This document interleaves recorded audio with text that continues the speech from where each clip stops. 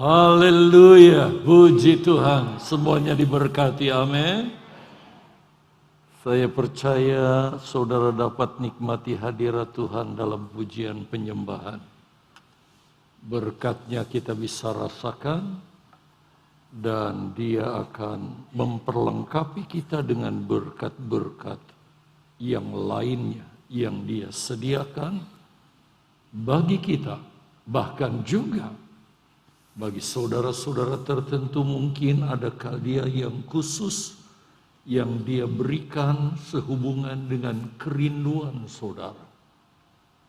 Itu sebabnya Bapak Ibu saudara yang dikasihi Tuhan, betapa pentingnya ibadah itu kita lakukan dengan kesungguhan di hadapan Tuhan. Sehingga semua yang kita lakukan tidak sia-sia, tetapi berarti. Disediakan bagi kita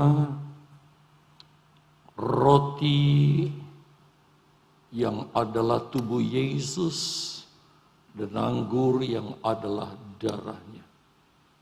Kita lakukan ini lebih sering seperti yang biasa kita lakukan. Karena kita rindu untuk terus melekat. Bahkan apapun jangan sampai memisahkan kita. Namun sebelumnya kita akan mau diisi dulu dengan firman. Amin.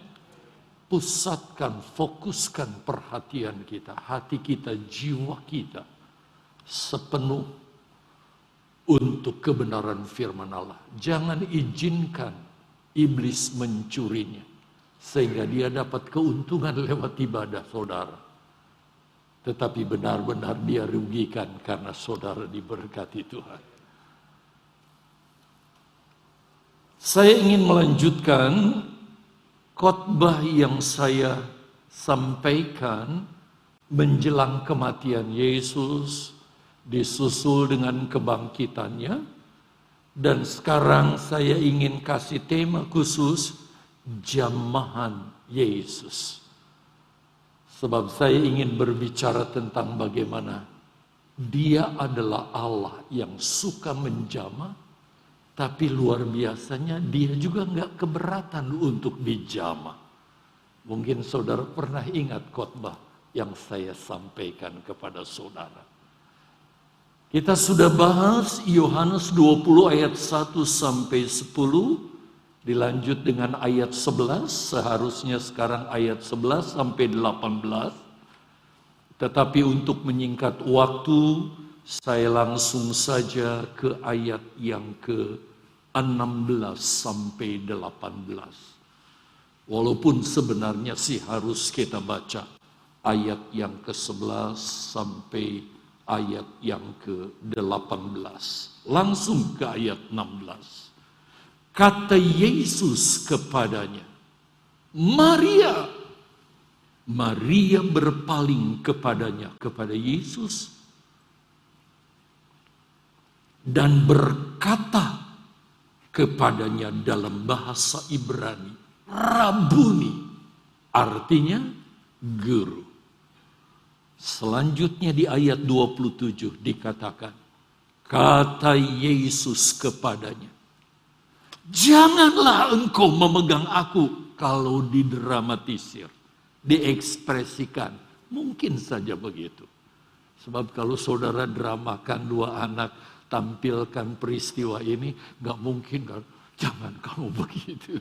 Pasti diekspresikan, jangan kamu begitu, sebab mau menyentuh, memegang.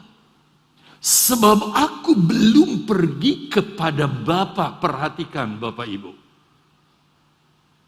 Tetapi pergilah kepada saudara-saudaraku dan katakanlah kepada mereka bahwa sekarang aku pergi kepada Bapakku. Perhatikan, pergi kepada Bapaknya yang ada di sorga. Allah Bapa yang ada di sorga. Dan Bapamu kepada Allahku dan Allahmu. Dan terakhir ayat 18, saudara perhatikan. Maria Magdalena pergi dan berkata kepada murid-muridnya, "Aku telah melihat Tuhan, dan juga bahwa Dia yang mengatakan hal-hal itu kepadaku."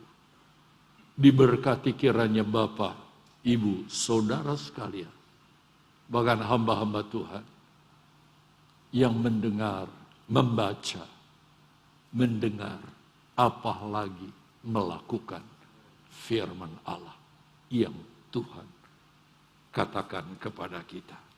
Baik, kita telusuri saudara ini supaya kita mengerti kisahnya. Kalau saudara mengikuti khotbah saya beberapa minggu yang lalu berturut-turut, ini berurutan saudara, kita sudah bahas ayat 1 sampai ayat 10. Masih ingat bukan? Kecuali saudara tidak onsite, tidak online, juga nggak on-onan, ya, nggak ke gereja sama sekali.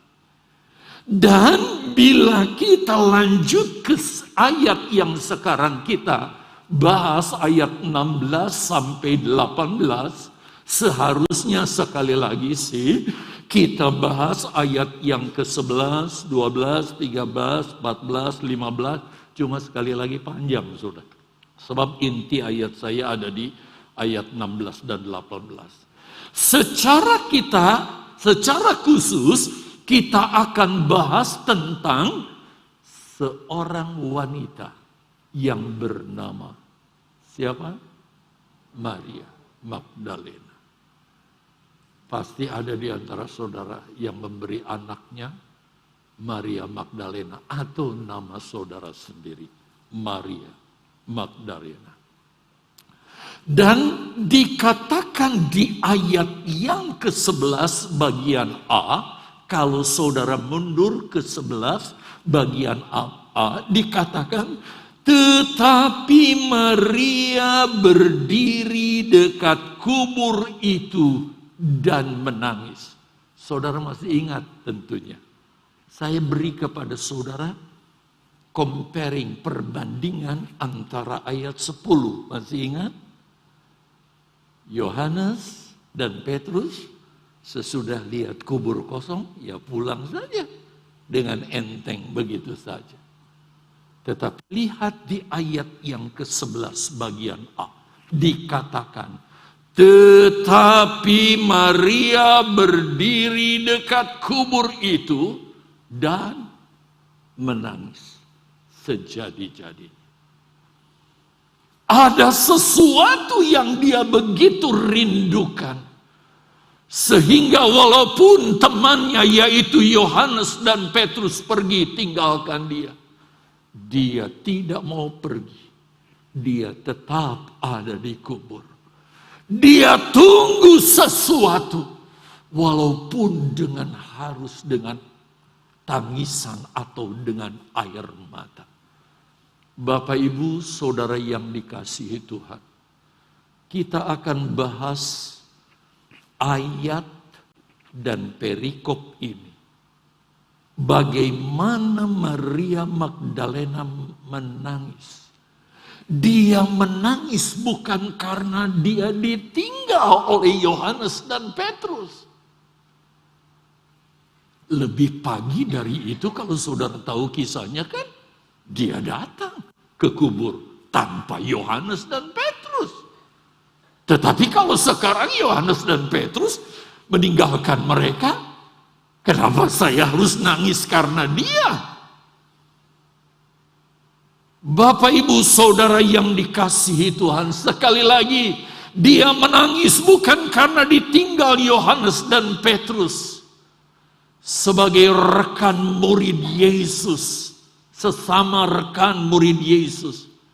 Tapi kemudian kan kita tahu siapa Yohanes dan Petrus, bahkan Yakobus itu kalau kita membaca di dalam surat Galatia, bukan? Bahwa mereka adalah sokoguru jemaat, pemimpin jemaat. Kita tahu gereja-gereja saudara, kami ada pimpinan-pimpinan pendeta, mulai dari tingkat pusat, tingkat daerah, tingkat wilayah. Dulu ada 3 orang pimpinan utama. Itulah yang disebut Soko Guru. Perhatikan. Tetapi perhatikan sekali lagi. Maria Magdalena menangis karena dia begitu rindu. Bukan kepada Yohanes dan Petrus yang sudah tinggalkan dia. Tetapi yang dia begitu rindukan adalah bagaimana dia berjumpa dengan Yesus.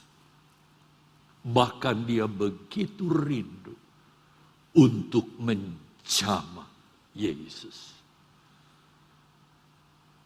Maria Magdalena menangis karena dia tidak mau kehilangan Yesus. Maria Magdalena tidak mau dipisahkan dari Tuhan Yesus Kristus sebentar saja pun. Karena dia, bayangkan saudara, walaupun baru 3 hari, terakhir dia melihat Yesus dikafani, bukan? Setelah disalibkan. Terus dikuburkan. Hari-hari berikutnya dia besuk, mungkin dia tabur bunga, atau ada acara-acara tertentu yang biasa dilakukan oleh orang Yahudi. Tapi hari ketiga, ternyata kuburnya kosong. Dia rindu ketemu dengan Yesus. Dia tidak mau kehilangan Yesus. Dia tidak mau dipisahkan oleh Yesus sebentar sekalipun. Saudara yang dikasihi Tuhan, itu sebabnya Maria rela menunggu begitu lama di kuburan sampai saatnya Maria bisa berjumpa dengan Yesus. Bahkan lebih dari itu, dia bisa menjamah Yesus.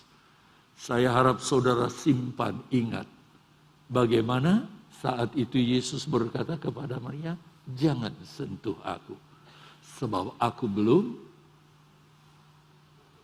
kembali kepada Bapa. Kita lihat di sini kesediaan Maria Magdalena dalam menantikan Yesus bisa kita lihat dari ucapan Maria di ayat berikut ini. Yuk kita lihat. Mari kita lihat pasal yang ke-20 ayat yang ke-17. Saya bilang ucapan Maria, seharusnya ucapan siapa? Yesus ya, sorry, ada kepleset kata, kalimat. Bagaimana kita lihat kerinduan Maria, kerinduan Maria, kesediaan Maria menanti begitu rupa, kita lihat dari ucapan Yesus. Saudara bisa nilai apa makna ucapan Yesus dan bagaimana kerinduan Yesus yang mau menanti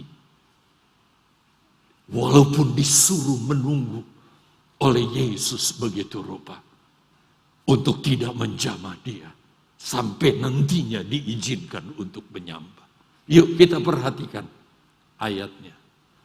Kata Yesus kepadanya. Apa? Yesus melarang Maria, jangan engkau memegang atau istilah lain menjamah aku. Sebab aku belum pergi kepada Bapa. Dan saudara bisa baca kalimat-kalimat selanjutnya di ayat yang ke-17 ini. Nah dari sini kita bisa melihat saudara, bahwa Alkitab tidak menjelaskan kepada kita secara detail berapa lama Yesus dari kubur ke sorga kepada Bapa. Banyak kan jemaat yang tidak perhatikan kasus ini seharusnya terjadi. Berapa lama Yesus pergi kepada Bapa?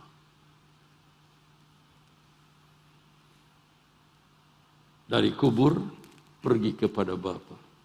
Lalu kembali lagi sampai kemudian bertemu dengan murid-muridnya.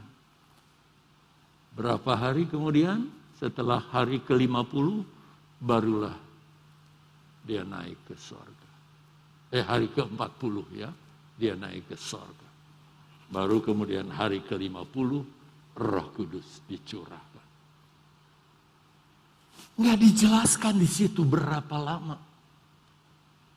Tetapi yang saya ingin tekankan di sini, bagaimana Maria, saudara, ketika begitu rindu dan nggak ketemu Yesus, lalu sekarang ketemu dia mau pegang Yesus, katakan jangan jamah aku, jangan sentuh aku belum kembali kepada Bapa. Nanti kamu pergi dulu ke saudara-saudaramu, baru kita ketemu. Tetapi Maria, dia tidak kemana-mana, dia tunggu sampai dia bisa ketemu dengan Yesus dan menjamah Yesus. Kira-kira saudara mau petik apa dari kesetiaan Maria di sini?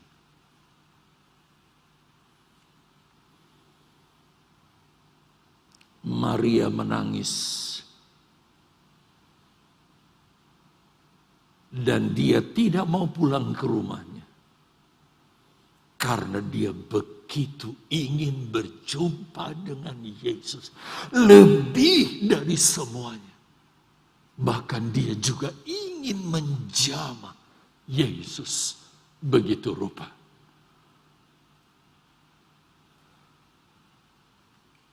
Kita tidak akan tahu apa yang melatar belakangi Maria Magdalena Hinggi sehingga dia kok begitu kepingin menjamah Yesus.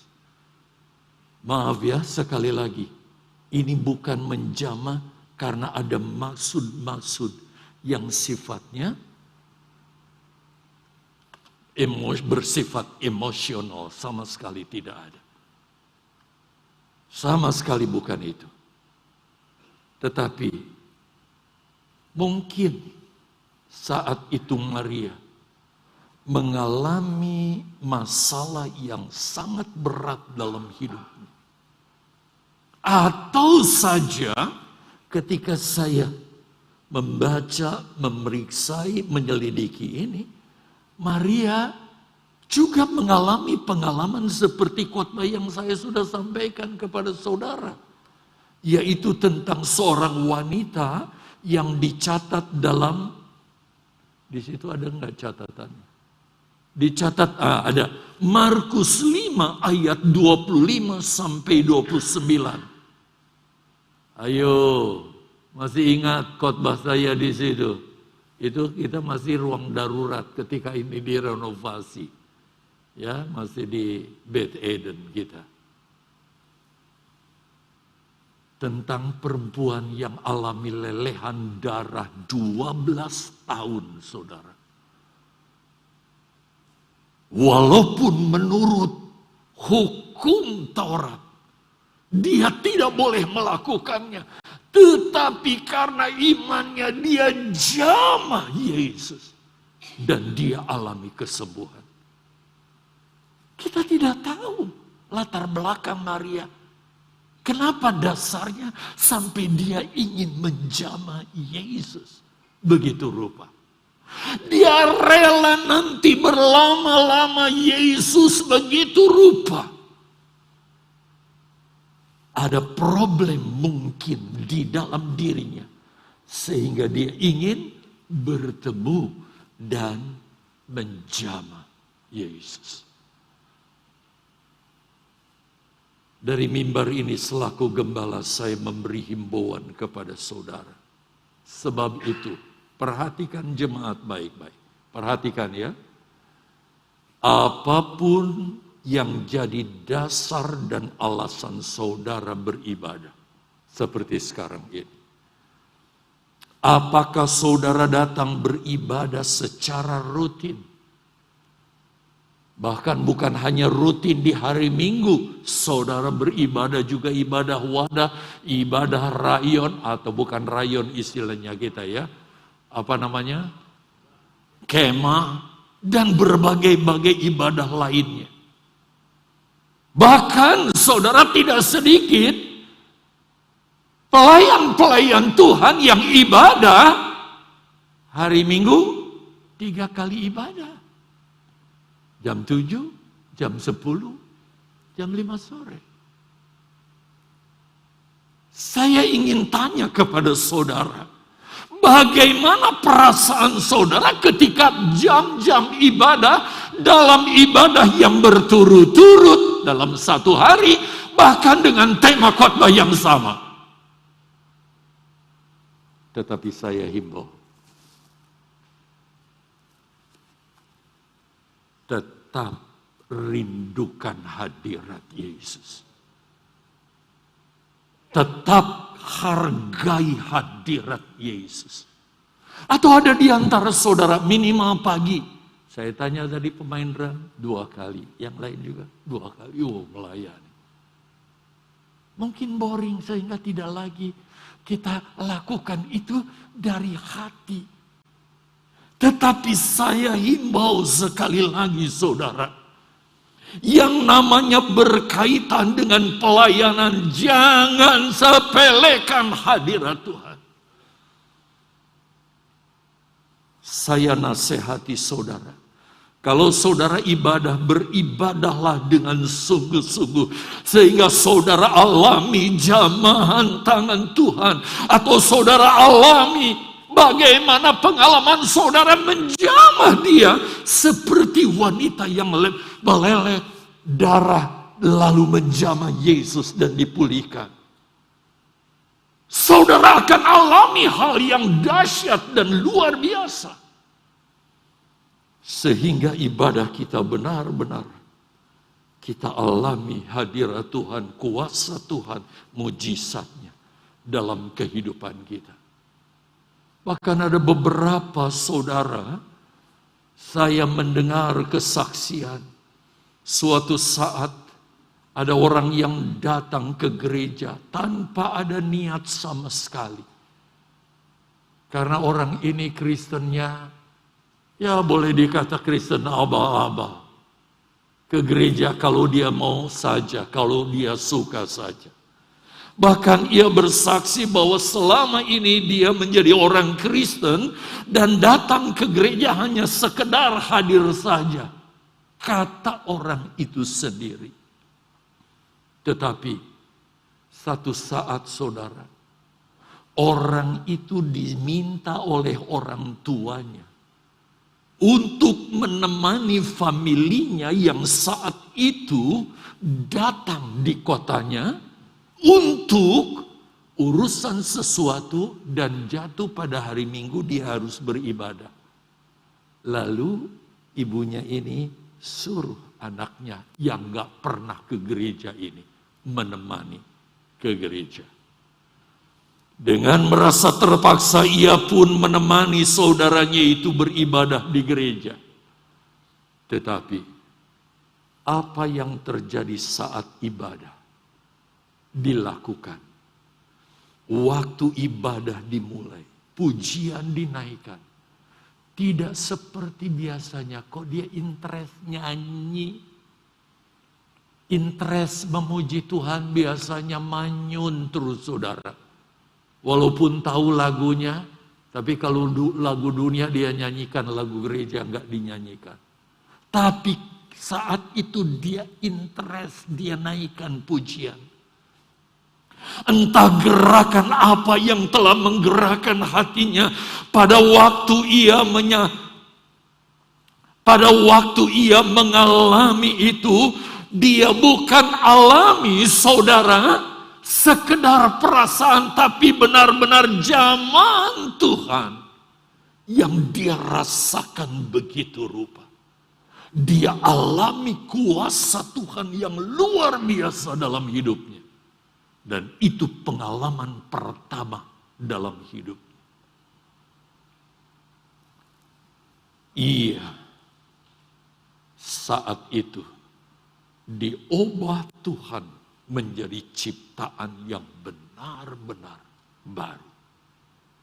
Mulai saat itu dia beribadah dengan sungguh-sungguh, dia aktif begitu rupa. Dia menjadi pelayan Tuhan sampai saat ini. Karena apa? Pengalaman bagaimana dia menjamah dan dia dijamah Tuhan. Jadi kalau jemaat belum alami ini, tiap-tiap hari beribadah pun saudara akan alami yang sama. Dan saudara tidak akan alami apa-apa. Tetapi ketika saudara alami ini, saudara akan menjadi manusia yang lain, yang luar biasa, yang diubahkan oleh Tuhan. Dengar quote ini. Memang kita tidak melihat Yesus secara kasat mata ketika kita beribadah. Ada yang lihat Yesus? Mungkin ada orang-orang punya pengalaman tertentu. Tapi kita tidak lihat dia secara kasat mata. Tetapi kita yakin, kurang N, ya, rohnya atau jubah kuasanya ada di tengah-tengah kita dengan iman kita. Itu sebabnya jangan pernah main-main soal ibadah. Saudara akan alami pengalaman yang saudara tidak pernah duga sebelumnya.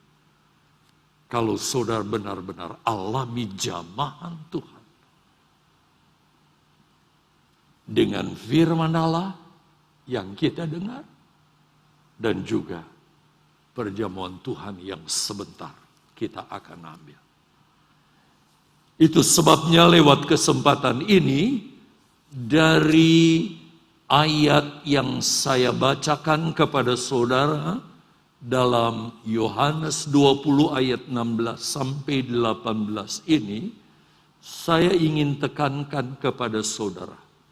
Inilah keistimewaan dalam kita beriman kepada Allah kita yang hidup di dalam Yesus Kristus. Bahwa kita punya Yesus adalah Yesus yang memberi dirinya untuk dijamah, tetapi dia juga bukan Allah yang keberatan. Tetapi dia rela melangkahkan kakinya, membungkukkan badan, mengulurkan tangannya untuk menjamah saudara satu persatu. Itu Allah kita. Silakan cari di agama lain, di Allah yang lain. Kita punya Yesus adalah Yesus yang membuka diri, memberi diri untuk kita menjamah dia. Menikmati kuasanya, berkatnya, mujizatnya.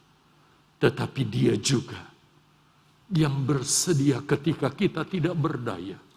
Dia mengulurkan tangannya untuk menjamah saudara. Di sudut manapun, keadaan apapun, problema apapun, dia sanggup menyelesaikan. Tetapi Yesus juga adalah Allah yang benar-benar. Dia mau turun tangan begitu rupa yang sangat luar biasa. Baiklah, ada beberapa poin saya akan lihat sejauh mana waktu ini membawa saya untuk menyampaikannya.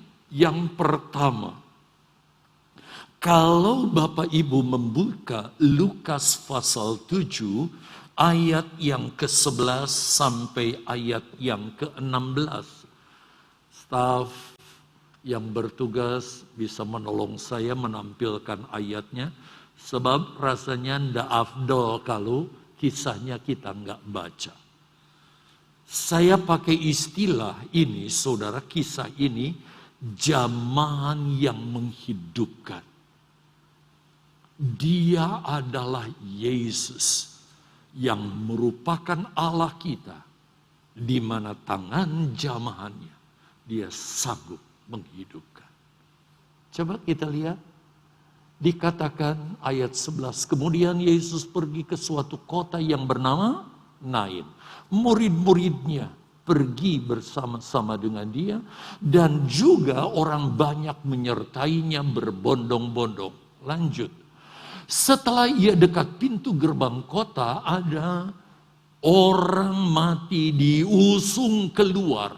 Anak laki-laki, anak tunggal ibunya yang sudah janda, dan banyak orang dari kota itu menyertai janda itu. Dan ketika Tuhan melihat janda itu, tergeraklah hatinya. Luar biasa.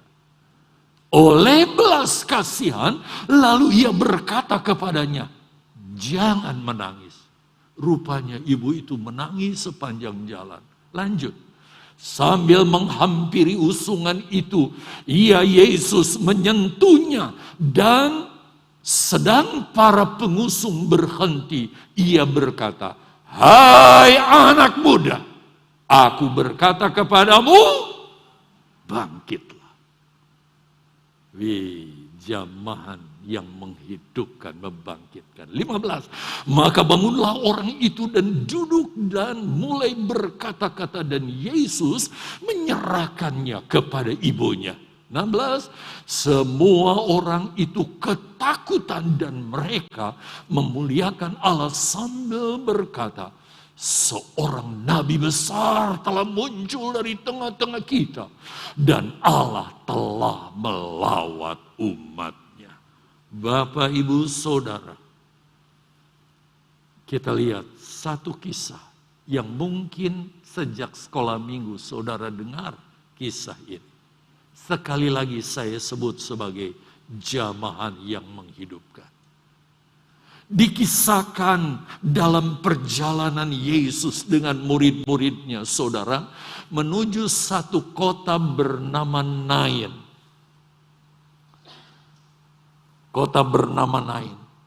Yesus bertemu dengan orang banyak yang berjalan menuju arah berlawanan. Lawannya Nain. Yesus mau ke Nain, ke Nain. Mereka keluar dari Nain menuju kubur.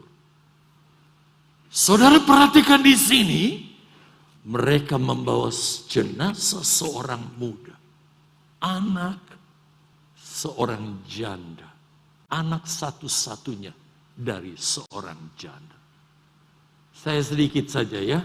Saya tidak merinci detail ini. Kita lihat dari kedua kisah ini, kalau kita alegoriskan, maka perhatikan saudara, ada dua rombongan. Satu rombongan menuju Nain.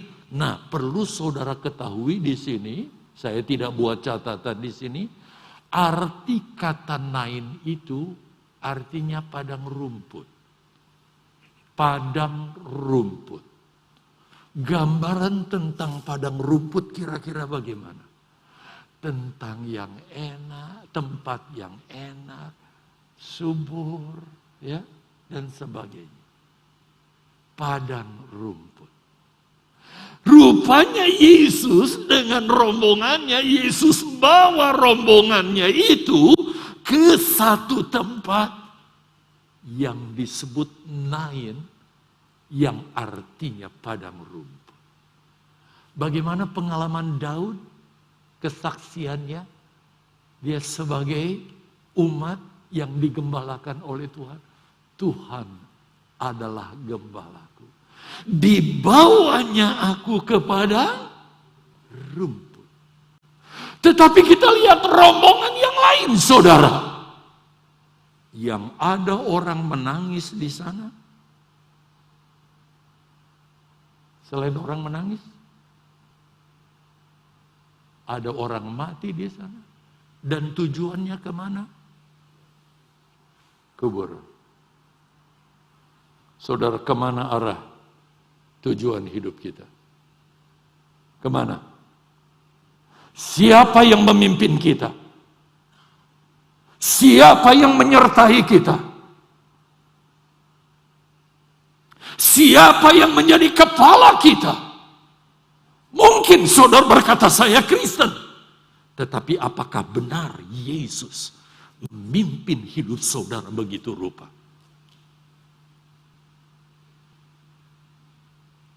Tanyakan kepada diri saudara. Apakah benar-benar saudara hidup dipimpin oleh Yesus? Dan pasti saudara sedang menuju padang rumput itu. Atau kuburan yang mengerikan itu.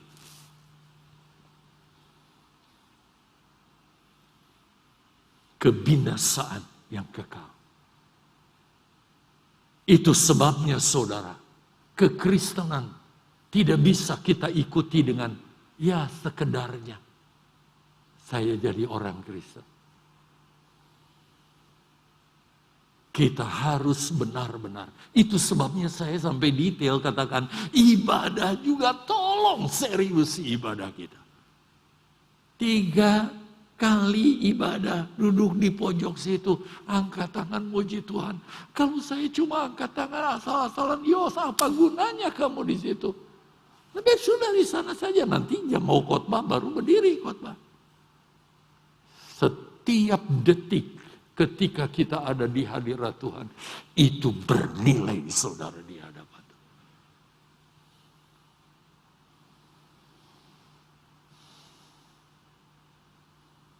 Tidak ada seorang pun yang bisa mencegah. Saudara, sekarang kita ingat ya, selain diri kita sekarang, bagaimana dengan anak kita? Adakah anak kita satu rombongan dengan kita? Dan komandannya adalah Yesus.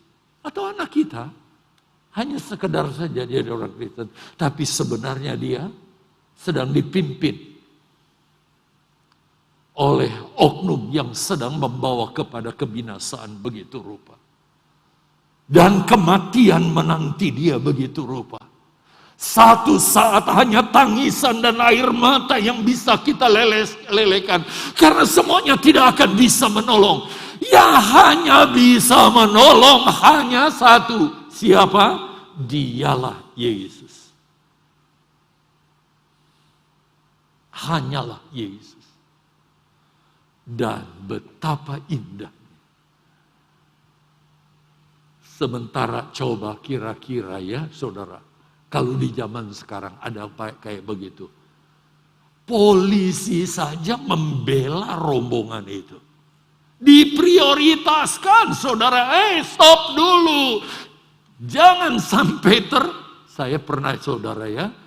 Almarhum siapa tuh? Ya, di Surabaya. Di Raja Wali, saudara. Bukan sebelum Om Batubara dipanggil Tuhan. Kami rombongan, saudara, mau belok ke Kembang Kuning begitu. Lalu rombongan kami dihambat begitu rupa, saudara. Karena ada orang yang kepengen. Polisinya marah minta ampun. Kami kemudian diprioritaskan. Jalan lagi. Itu rupa. Bayangkan, saudara. Sampai mendapat prioritas begitu rupa. Untuk apa? Untuk kematian, saudara. Tapi kita lihat di sini. Yesus, dia mencegah. Lalu, yang pegang tandu anak ini, saudara. Dengan serta-merta dia turunkan. Diizinkan Yesus. Ketika si ibu hanya bisa menangis, dia juga mungkin berpikir nanti masa depanku makan apa kalau anakku udah mati, lalu siapa yang kasih makan aku dan sebagainya. Tetapi Yesus berkata, "Hai anak muda, bangkit." Dia langsung berkata-kata, wow. Siapa yang melakukan? Yesus. Tangannya. Dia adalah tangan yang memulihkan. Apapun masalah saudara, apapun persoalan saudara, mungkin menurut saudara pun berkata, nggak mungkin ini terjadi, akan bisa berubah, bisa pulih, sepemikiran, bagaimana mungkin orang itu bisa dibangkitkan begitu. Tapi di dalam Yesus tidak ada hal yang tidak mungkin. Dia sanggup melakukan segala perkara menurut caranya yang ajaib. Saudara, kira-kira saudara bisa gambarkan suasana rombongan itu ketika kematian itu dibatalkan. Maka rombongan yang menuju Nain kini berubah 2 kali lipat, saudara, banyaknya. Ketika ada 1 jiwa dipulihkan oleh Tuhan begitu rupa. Saudara, tidakkah saudara rindu untuk jamahannya saudara alami dan terjadi dalam diri saudara? Saya percaya dia akan melakukan hal yang sama pagi ini juga, ini pagi atau siang, kepada saudara. Kalau sekali lagi saudara punya kerinduan. Kalau tidak, ya udah, ibadah ini akan lewat begitu aja. Semuanya tergantung kepada saudara. Baik, sekarang kita cepat ke bagian yang kedua sih. Saya berharap kalau bisa sampai yang ketiga. Ya. Matius pasal yang ke-17 ayat 1 sampai ayat yang ke-8. Saya beri tema yang bagian ini adalah jamahan yang melenyapkan ketakutan. Melenyapkan ketakutan. Coba kita lihat dulu kisahnya. Kita baca kisahnya ya. Pasal 17 ayat 1. 6 hari kemudian Yesus membawa Petrus, Yakobus dan Yohanes.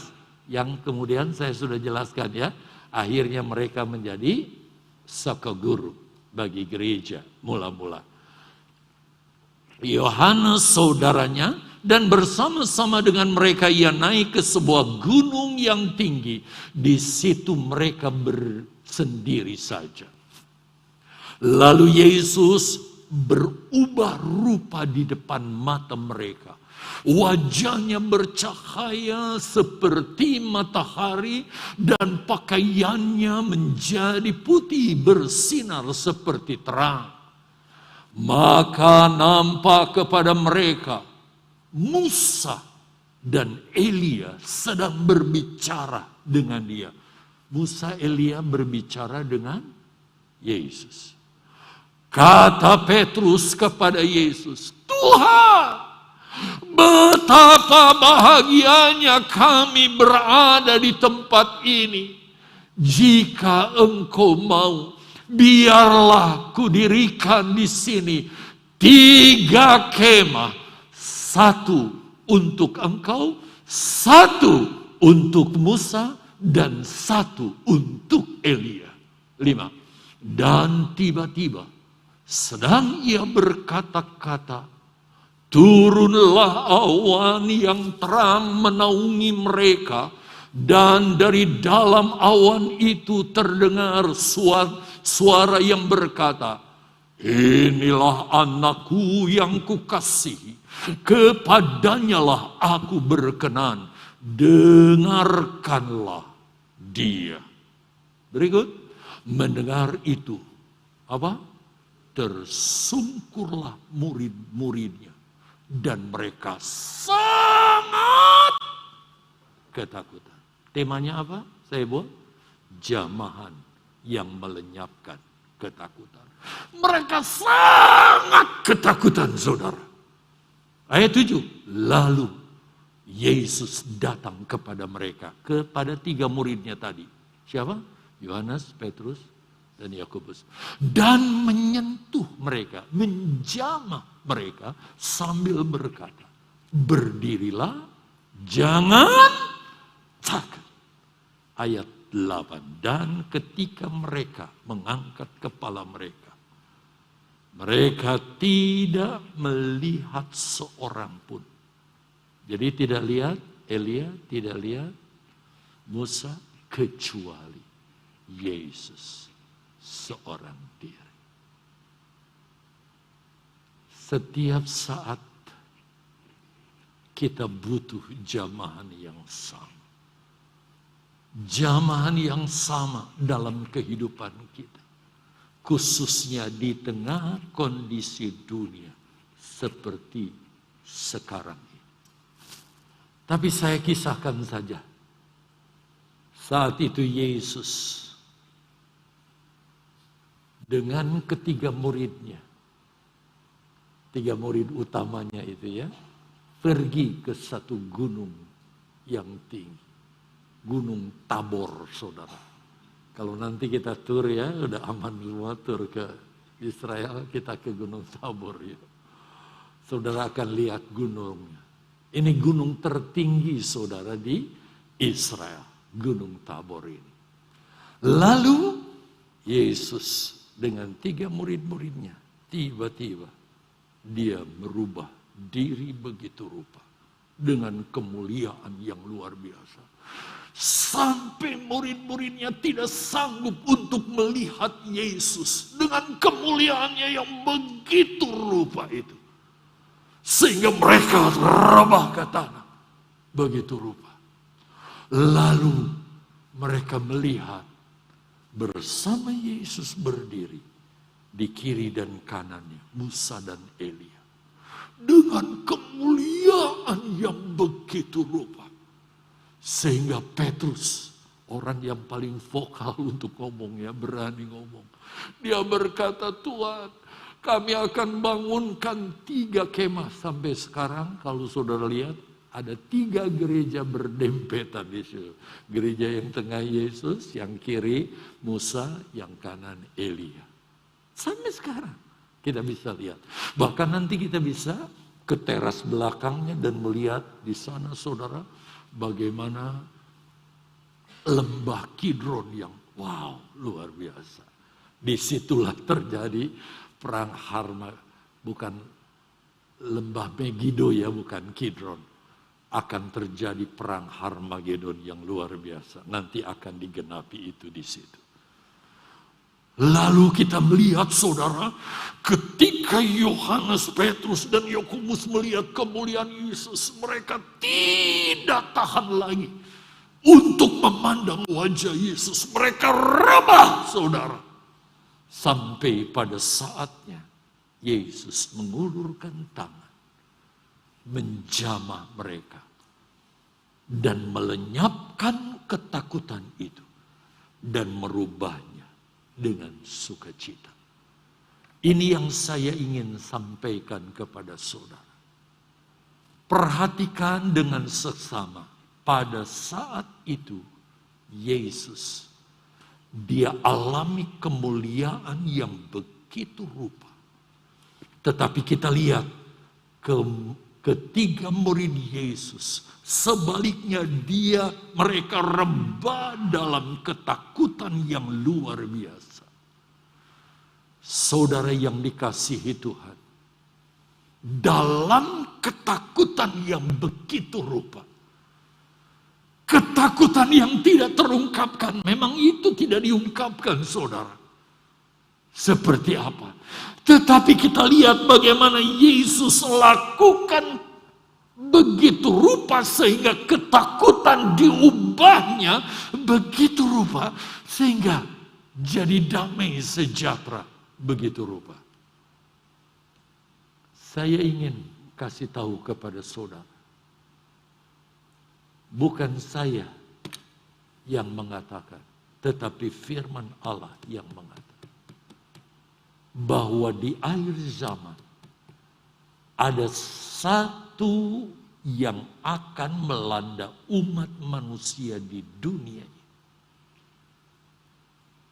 Beritanya sangat tidak mengenakan, yaitu ketakutan. Ketakutan. Tidak sedikit orang yang fobia kan dengan yang sekarang sudah lewat ini kan. Tetapi saudara jangan pikir sesudah ini udah selesai.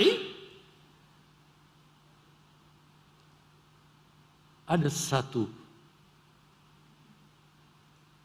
surat kabar yang bernama Jinji Pers di Kyoto. Menceritakan, saya pernah ceritakan ini kalau tidak salah di sana.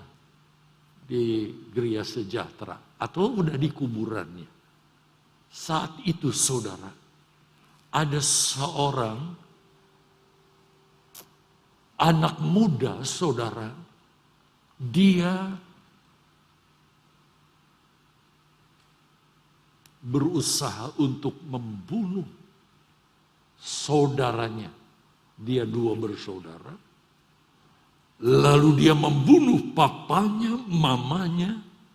Kemudian dia akan berusaha bunuh diri. Begitu rupa. Ini orang kok ternyata memang anak ini dilanda rasa takut yang begitu luar biasa. Padahal gelarnya, wow, kekayaan papa mamanya. Luar biasa.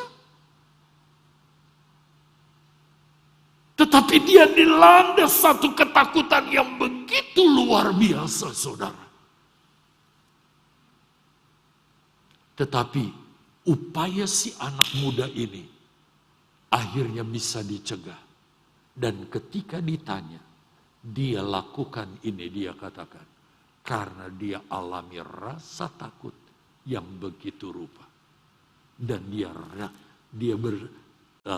sudah siap untuk membunuh seluruh keluarganya.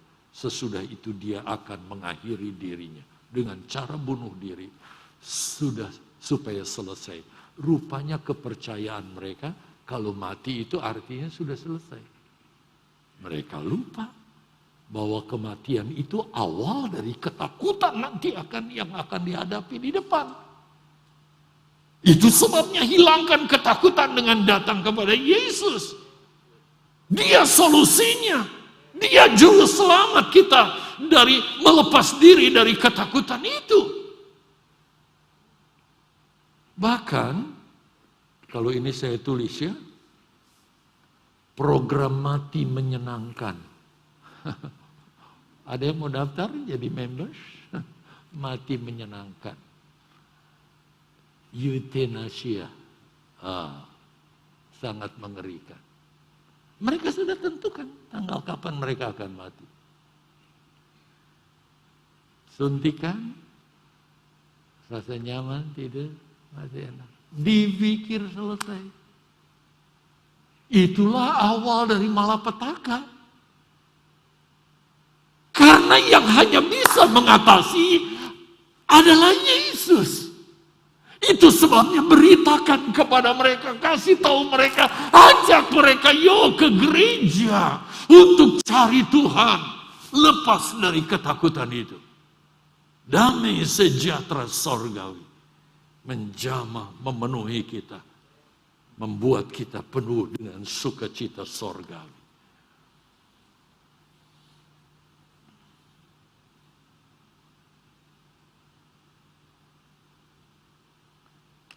Ini grup euthanasia ini katanya pengikutnya 3.000 orang saudara. Dan mereka tinggal menentukan kapan waktunya. Mati untuk bahagia. Mereka orang bodoh semua. Kasihan. Sangat kasihan. Kenapa program ini mereka lakukan? Sekali lagi. Karena mereka sebenarnya dilanda rasa takut begitu. Mereka butuh jamahan Yesus. Bapak Ibu Saudara yang dikasihi Tuhan, kenapa kita melihat ada orang melakukan korupsi atau kejahatan begitu rupa? Ada orang yang takut miskin begitu rupa. Dan melakukan perbuatan kadang-kadang yang aneh-aneh, saudara. Bahkan karena takut begitu rupa, saudara, ada yang sampai mau bicara menjual Yesus. Yesus dijual. Dengan cara apa? Pernikahan, dengan apalah, segala macam lah. Apalagi kalau kita baca media. Sangat menyedihkan. Sangat menyedihkan. Saya berharap, bukan menunggu besok, saat ini, ketika kita berdoa nanti, kita alami jamahan yang benar-benar memulihkan kita, melenyapkan ketakutan.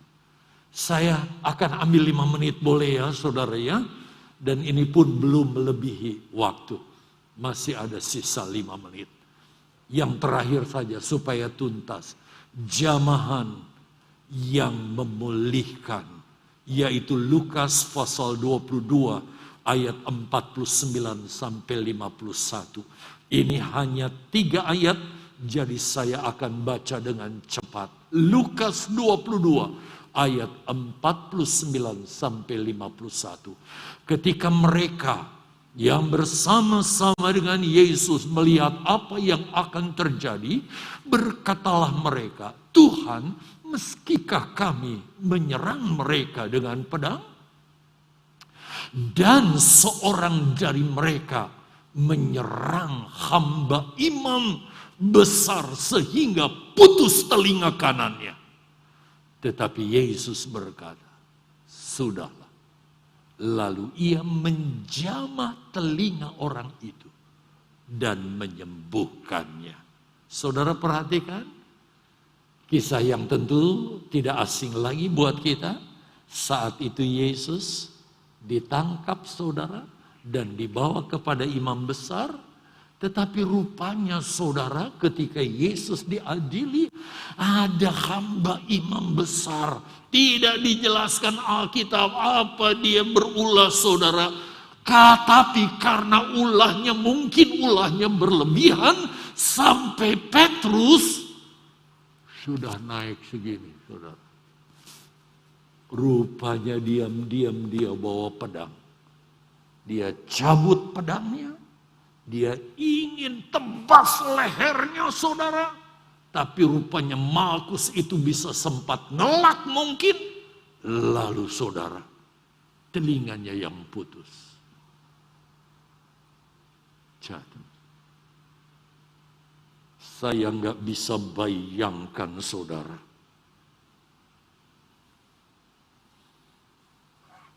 Apa yang terjadi dengan Petrus kalau Yesus tidak memberi penyelesaian, memberi jamahan ke telinga Markus dan memulihkan telinga Markus yang putus begitu rupa. Saya nggak bisa bayangkan. Mungkin saudara Petrus akan dihabisi begitu rupa. Tetapi sekali lagi singkat cerita. Ketika mereka berdebat soal pedang itu, Yesus di akhir, di ayat 51. Gak usah ribut soal itu lagi.